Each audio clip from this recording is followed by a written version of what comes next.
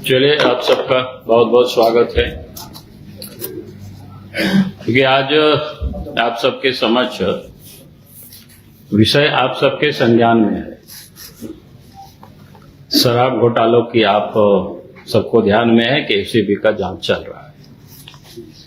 शराब घोटाला के जो एक आरोपी विनय कुमार चौबे, वो जेल में बंद है।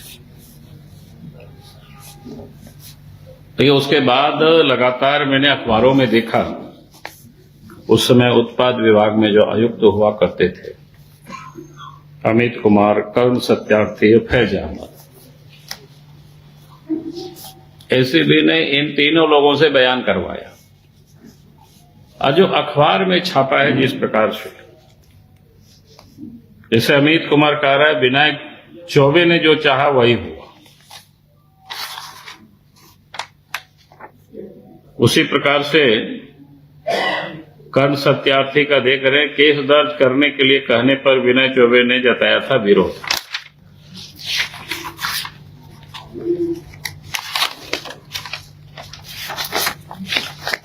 और यानी इसी प्रकार के सबों ने अपनी बातों को रखा है।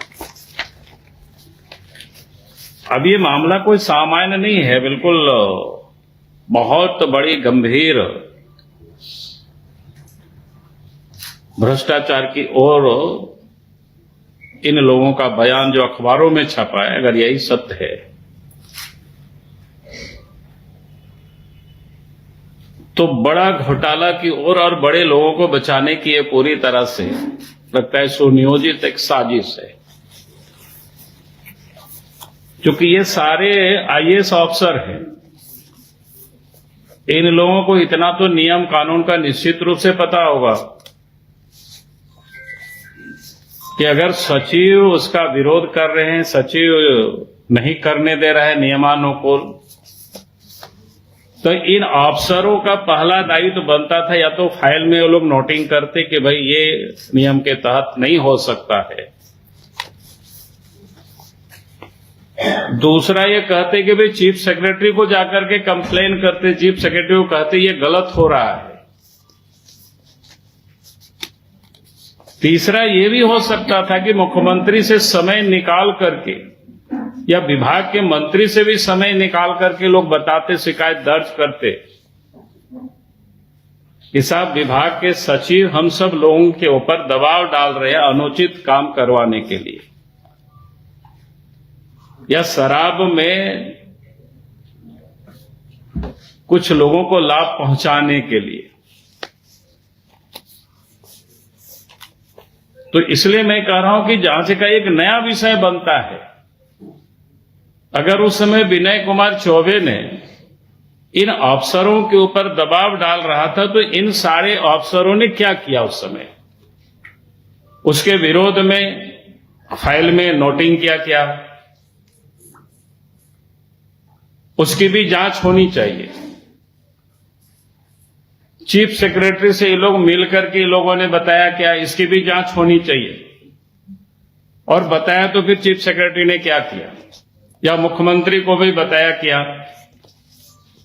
तो इस प्रकार से पूरी जो समझ में आ रही है, जिस प्रकार से एक ही टाइप सबों का बयान आ रहा है, इससे तो बिल्कुल लगता है तोता की तरह इन लोगों को भी रटाया गया है कि आपको अदालत में यही बयान देना है, क्योंकि उसमें बड़े भ्रष्टाचारी को बचाना है।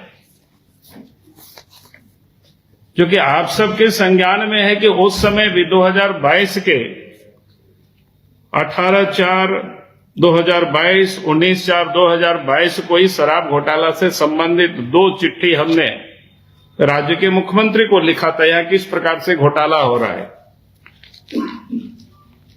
लेकिन मुख्यमंत्री ने क्या कार्रवाई की? आज मैं ये कह रहा हूं, इस घोटाला में विनय चौबे के साथ साथ राज्य के मुख्यमंत्री उसमें शामिल है और मुख्यमंत्री को बचाने के लिए ये सारे कवायद हो रही हैं। इसलिए मैं राज्य के मुख्यमंत्री से मैं मांग करता हूं कि वास्तव में अगर इसमें ये सारे कोई लोग इन्वॉल्व नहीं है तो इस मामले को सीबीआई से जांच कराया जाए, ताकि ये पता चले ये एसीबी वाले जो नौटंकी कर रहे हैं बार बार, जो कि एसीबी के भी जो डीजी है उनके ऊपर भी करप्शन का कई चार्जेज है। इन लोगों से निष्पक्षता की कैसे उम्मीद की जा सकती है? तो इसीलिए आज मैंने ये जो लगातार मैंने अखबारों में जो समाचार देखा तो मुझे लगा कि ये तो बिल्कुल ऐसा लग रहा है इसमें से बड़े घोटालाबाज है, उसको बचाने के लिए सारे कवायद चल रहा है, सारे खेल हो रहा है। और इसीलिए हम कहेंगे कि एसीबी अगर जांच कर रहा है तो ये बतानी चाहिए ये जो आखिर उन लोगों ने उस समय क्या किया।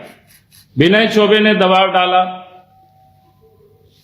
तो ये सारे आईएएस ऑफिसर हैं, इन लोगों ने क्या किया भाई?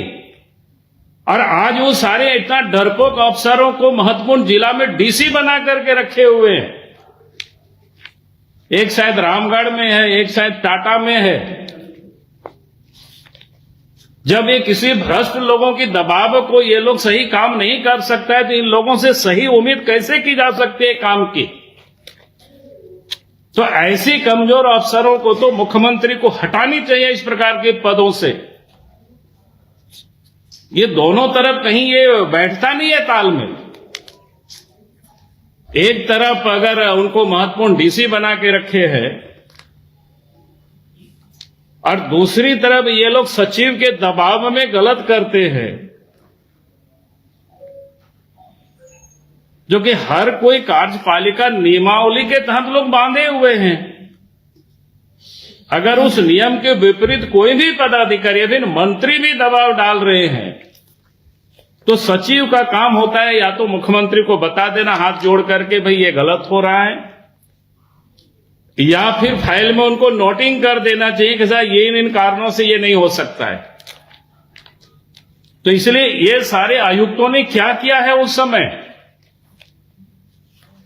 यानी अभी तक की एसीबी की कार्रवाई से यही लग रहा है इसमें से बड़े बड़े इस शराब घोटाले में शामिल लोगों को बचाने के लिए ये सारे कवायद चल रहा है। और इसीलिए हम राज्य के मुख्यमंत्री से हम कहते हैं अगर वास्तव में मुख्यमंत्री इसमें शामिल नहीं है तो पूरे मामले की जांच सीबीआई से करानी चाहिए। इन्हीं शब्दों के साथ मैं अपनी बात को समाप्त करता हूं। बहुत बहुत धन्यवाद।